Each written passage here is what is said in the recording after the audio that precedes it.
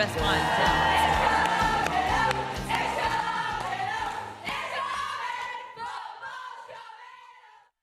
Thanks, Clive. Good evening and welcome to Look North. Tonight, we celebrate the life of former presenter Harry Gratian.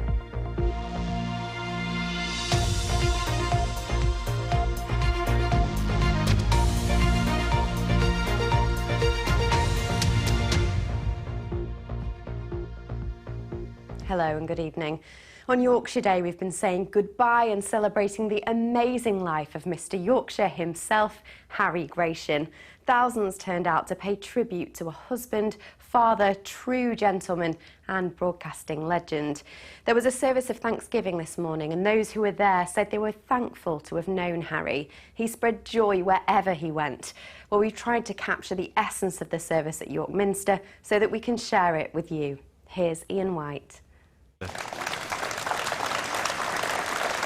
As Harry arrived, there was spontaneous applause from the hundreds of people who travelled from all over Yorkshire to pay their respects to the much-loved broadcaster. Harry was everybody's friend. Just wanted to be here just to see him off. Yorkshire Day as well. He was in our home every night, so he became our friend, and we liked him. I just felt I had to come here today and just pay my respects to him and his family. Down-to-earth man. Just one of us, really, wasn't he? Harry's widow Helen and his children followed him into the Minster as the congregation, made up of family and friends and colleagues from the world of broadcasting and sport, looked on. The service of Thanksgiving for Harry's life was led by the Reverend Canon Richard Carew and was packed with Harry's favourite music and moving tributes from wife Helen and their twin boys Harvey and Harrison. Harrison performing the song At the River for his dad.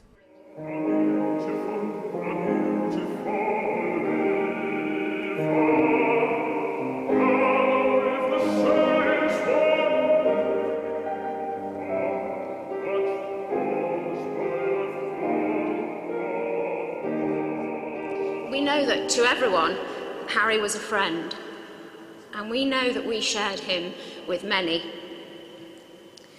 But to us, he was husband, dad, and daddy, and we loved him totally.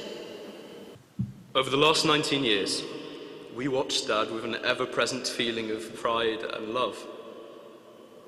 I know that he looked on us with those same feelings. And we are fortunate enough to have had the pleasure of knowing such a truly wonderfully pure human being. And we will be better people by having had you in our lives. Love you forever, Dad. Thank you.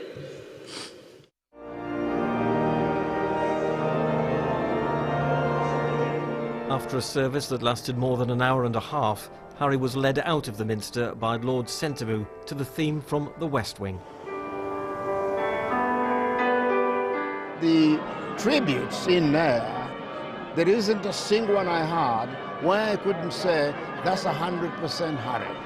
All of them, his two sons, and wife, were just incredible.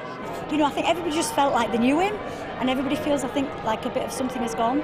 You know, whether you watched him on the telly or whether you were, you know, family and friends. We all wish he was here to see this. He's not, and we will miss him dreadfully. But I think we've done him proud today. He was a great man, a legend and a true Yorkshireman. Yorkshire has now said its goodbyes to Harry.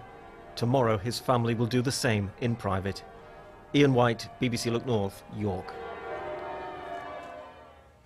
In other news, tributes have been paid to 3 teenagers who died in a crash in North Yorkshire. On Friday night, a car crashed on Massam Road near Bedale, killing a 17-year-old and 2 18-year-old boys. The driver, who was also 18, was seriously injured and taken to hospital. 2 of the victims have been named locally as Aaron Bell and Lewis Banks. Bedale High School say the deaths of 3 of their pupils has devastated the whole community. And a devolution deal that will give more economic control to North Yorkshire and York has been agreed today. The plan will see the county get £540 million over 30 years. How that money is spent will be decided locally by a new mayor elected in 2024. West and South Yorkshire already have elected mayors. This is the latest part of the government's levelling up agenda. And people heading to the Yorkshire coast could face a major diversion for the next day or so after a sinkhole has appeared on the A64.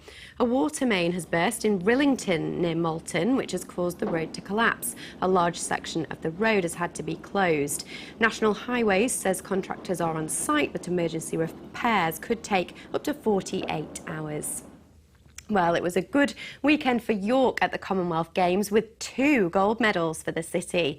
Triathlete Sam Dickinson was part of England's victorious mixed relay team in Birmingham. Meanwhile, fellow Minsterman James Wilby created waves in the pool by beating Olympic champion Adam Peaty in the 100 metres breaststroke. It was Wilby's 3rd Commonwealth gold, but his mind quickly turned to future success. Taking opportunities, racing the best race you can on the night. But yeah, I'm so happy with that, so thrilled. But you know, there's more to come, and there's always more races. So yeah, really looking forward to them. Here's the weather now with Paul. Thanks so much. Good evening. Rain in the forecast tonight and into tomorrow morning, but it looks like summer looks set to return. A lot of fine weather thereafter. But there's your headline in the short term. There's tomorrow's chart. Behind this cold front, this is midday tomorrow. There should be some decent bright and warm weather to come, and certainly warm is the feature of tonight. Exceptionally mild temperatures. That warm air bringing cloud and some outbreaks of rain. And look at these for minimum overnight temperatures. Some spots 18 Celsius. That's 64 Fahrenheit. So warm and windy tomorrow with outbreaks of rain in the morning, 1 or 2 heavier bursts in there, but that will clear away southeastwards. The afternoon looks a mixture of variable clouds, some sunny spells, still a risk of a little rain perhaps across parts of northwest Yorkshire, but elsewhere it should brighten quite nicely and become very warm, highs of 24 or 25 degrees. The odd shower possible on Wednesday, but as you can see, the further outlook is fine with a good deal of sunshine. That's the forecast. That's as far as we go. Good night.